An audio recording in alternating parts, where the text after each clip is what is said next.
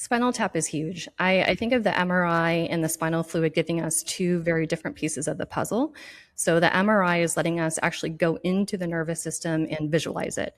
So look at the brain, look at the spinal cord, look at the fluid around it, look at the muscles. So it gives me that big overall picture of how things are going in the nervous system, but it doesn't tell me on a cellular level what's going on. So I could have an imaging, let's say that we have a 5-year-old mixed breed dog come in, it's having some brain signs.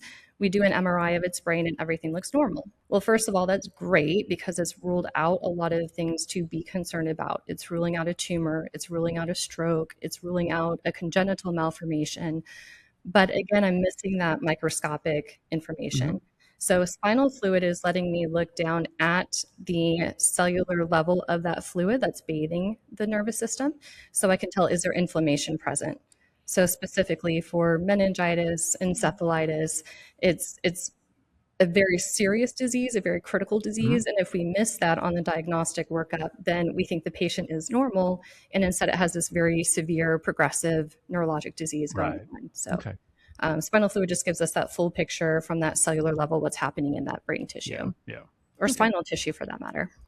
No, we like it as part, and definitely highly recommend it on the cases where we feel like it's indicated and safe to perform. That's a key too, because there are times where people or pet owners in particular will ask me, why do I have to do the MRI? You think it's meningitis, can we just do a spinal tap? And even though we could, we're still missing that bigger picture. So the MRI tells us that other side, how severe is this disease, how much brain tissue is affected. And to your point, it might not be safe for that pet to have a spinal tap performed. They might have increased intracranial pressure where we could actually cause harm in that effort of trying to do them good and get a diagnosis. And I think it's worth noting that we do them all the time here, right? They're really safe, right. Especially with the imaging obtained ahead of time. And they're so simple, even I can do them. No, you're an expert.